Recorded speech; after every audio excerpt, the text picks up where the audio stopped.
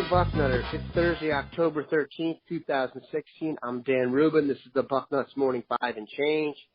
It's Thursday. That can mean only one thing. Steve Wiltfong, Director of Recruiting for 24/7 Sports. Steve, how are you this fine morning?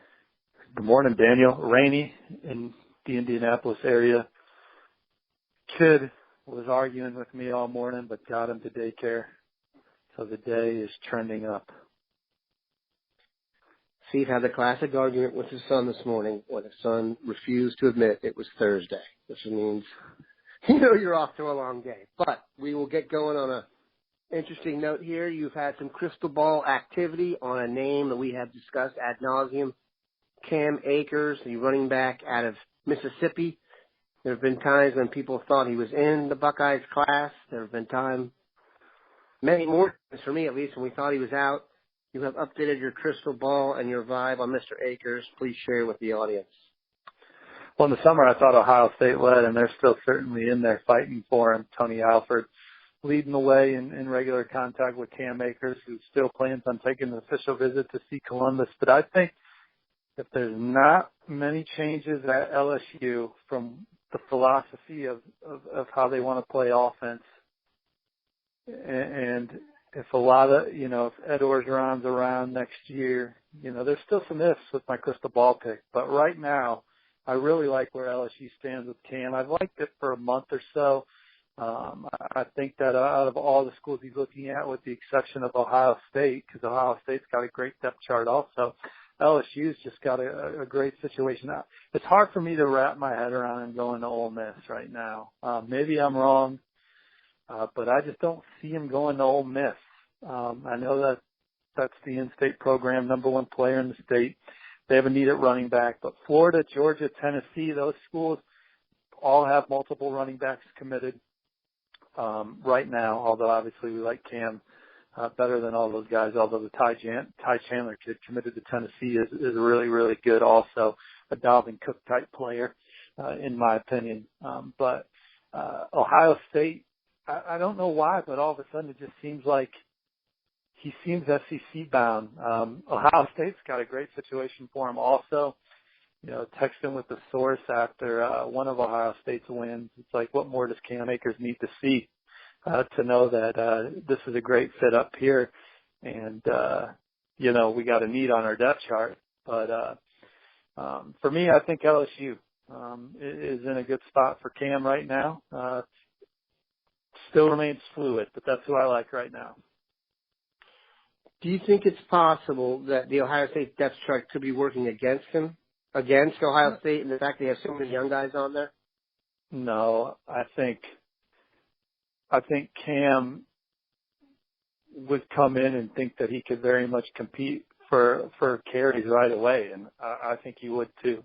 I think he'd be tough to keep off the field in year one, but the same is going to be said about J.K. Dobbins. I think J.K. Dobbins is going to be tough to keep out of the rotation in year one. But I think it's more just it's hard for a place like Ohio State to go into Mississippi and Louisiana for whatever reason and take a kid out of SEC country. Those two states, and even the state of Alabama, those three are just tough for Big Ten type programs to go in there and win a recruiting battle against the SEC schools.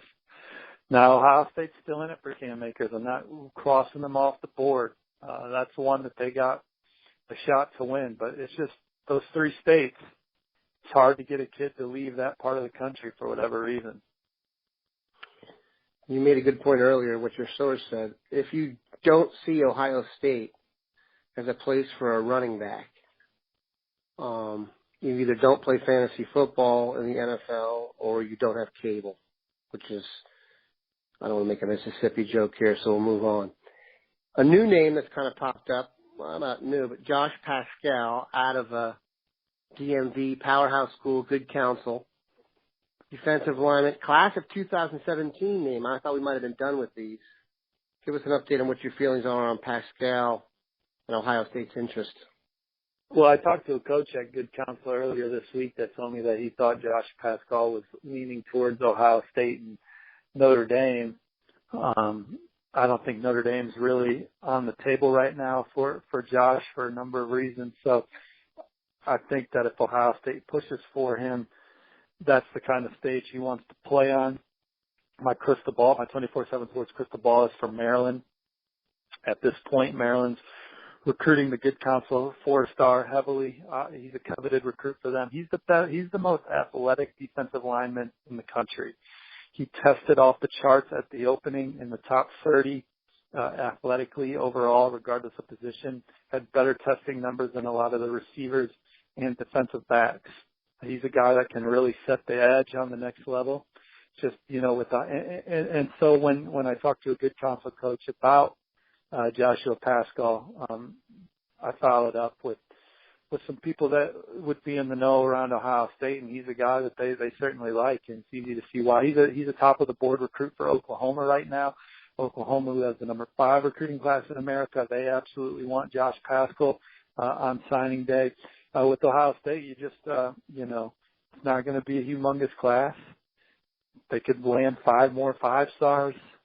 There's just so much moving and shaking that's going to go on with Ohio State. You don't know, Urban Meyer's got a tough decision on anyone that wants to come in at this point, because it means someone else isn't coming or they got to stop recruiting somebody else. So Josh is in that situation, but he's a good football player. He told me that he's looking to visit next month, or it may have even been at the end of this month. I think the 29th. Is there a game on the 29th? Who do they play on the 29th? Yeah, I think that's when he told me. So he could be on Ohio State's campus here soon for the Northwestern game. Yep. On Ohio State. Yeah, 3:30 kickoff. Yep. Yep. So we'll see what happens. I think this is a Keandre Jones type situation. Same school. They're good friends. If Ohio State pushes for him at the end, they'll get him. Yeah, I like the idea of taking guys who are tremendous athletes, too, who I don't know if they have it totally figured out yet, and giving it to the Ohio State staff. It's one of the beauties of having such a great staff. All right, you are our resident Big Ten Midwest aficionado. What do you think about Ohio State's trip to Camp Randall Saturday, 8 p.m.? Should be a rocket environment. What's your thoughts?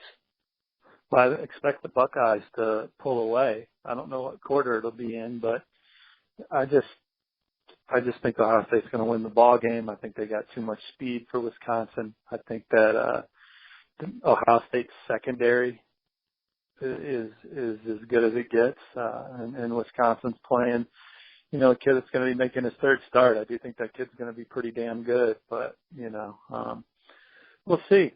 Wisconsin getting 2 weeks to prepare for Ohio State, and they're a tough, hard-nosed, physical football team. And you saw how they slowed down Michigan, who turned around and scored 70 last week. I know it's against Rutgers, but damn, they still undressed them and spanked them, And so Wisconsin, they have a knack for battling teams, and so I expect it to be a battle Saturday night, but I expect Ohio State to pull away.